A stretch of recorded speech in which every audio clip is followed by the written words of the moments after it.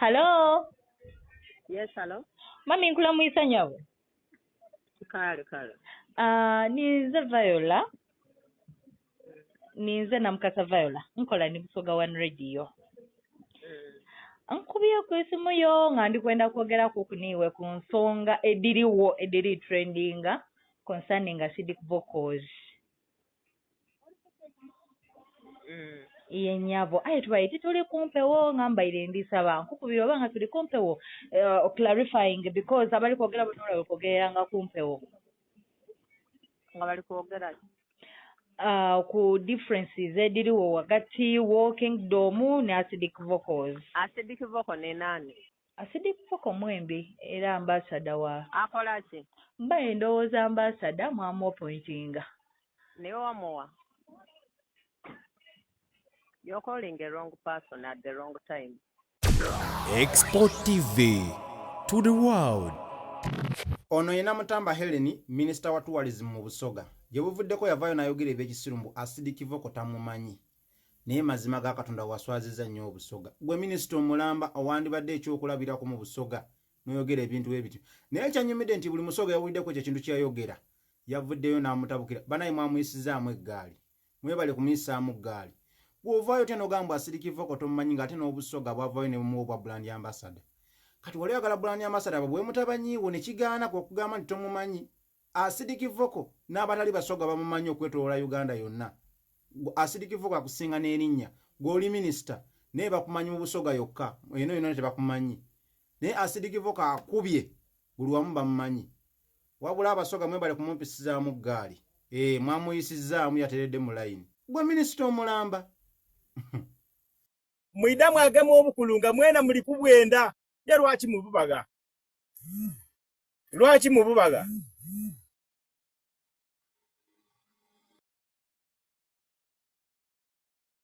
kati minister ajja kwetuga yesibe mu omugu wafe osobola kukuba ofunye omwana afunye ekyasi nti niye yaba tetali bamwaniriza ate kayiwoli eno n'osula mabali olinga okoba baleti omwana oyo mu mukoba ayongera okunamba acidic vocals asirike nga bwe asirike n'atamwiramu asirike ayina obulumi era okumanya talina obulumi asirike kyakubireno imwe muli awo ndimwediyo nti obulumi bwalina leka ekivulu kiwe mujyategeera nti omwana oyo abaire mu bulumi lwe mwidde owulira ebigambo bye aisha eno ekyoka twogere ekiba kibe nze muna bayi alina obulumi ayi lwakuba alina ekivulu kirimu aye neera ku mwana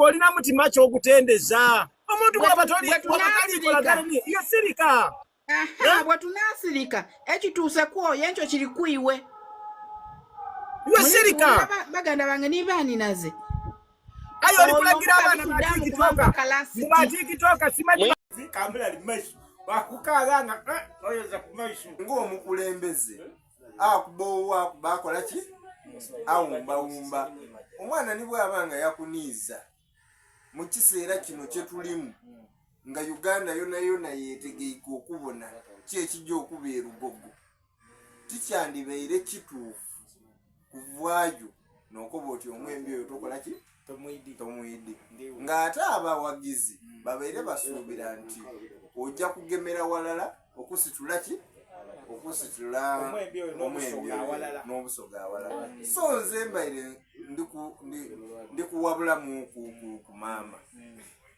timwidi ze natandidi timubonangaku nti aye bw'abanga yatuuse okukoba ati acidic tamwidi eyo nsobi era imwe munabayimu omu banimaama mumutyamise gansi mumukoye muti muna maama ekyo kyewayogeire kibi era idokole ki ido kimenewo kubanga ekisooka kirijja kwawulayawulamu abeeyi so maama buno n'obubaka bwange eriwe maama nterezaamu kamera aweni maama mukomere n'amainako gaita onaafandemiya ne musaada mwembi oyinza okubatondidde aye nkusaba busabe vaayo omenewo ekigambo kyewakobye oti twoidya acidic bw'obanga wakikoze mu buniivu vayo okoboti bana munsonige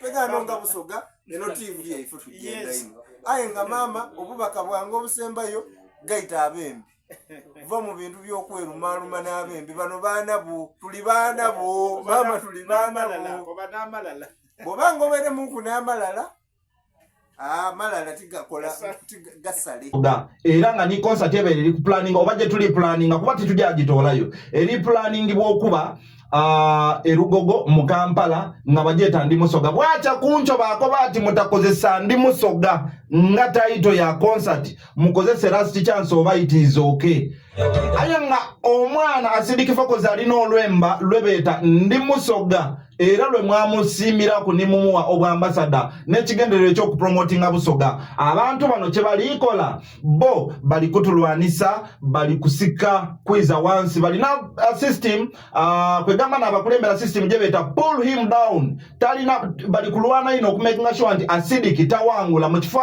ate ekyokumuleka awangule mu kifo ekyokumugemeraku tuwangulire walala kubanga Acidic Focus oba Kakaire Mutwahil yalondebwa okupromotinga Busoga bwawangula kiba kitegeeza nti tuli kuwangulira walala nga Busoga tawangula yenka fitina emiwudu jona egibaidwire bali kukola kifiiriza iza akasozi kamuleme sawa dino tuli kubeetaaga batubeereremu oba tugemagane nga Abasoga bo bali kukola kyakulwanisa nga balese promoter gwe beeta Nobat kuna kuda omwezi nga 9 ate ekivulu wano ku Africa nanga ife tuli Rugogo grounds sababa kyabazinga ni mama Kadaga nsaba ensonga eyo ni ngokotaire ni katwikiro omukulu owekitiibwa Joseph Muvawala ensonga eno mugigeme n'amaani kubanga twali tulowooza nti Obusoga okwisanya n'amaani bali kusaatulula mwana bwe yabbe naye atwala amaiso ga kingdom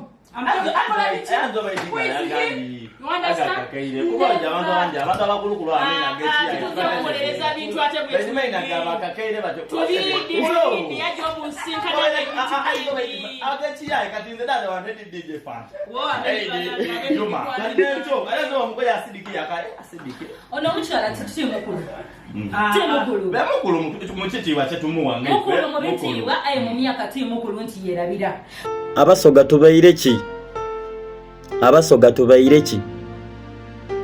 Busoga eto tubwe yali. Eira. Lwaki ndikwogera nto?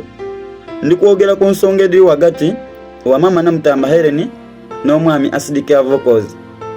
Esaawa dino Busoga tulina kulwana lwaki gundi ayawukaine ni gundi. Tulina kulwana kokola ki? Kubagaita walala Busoga eje mu maiso.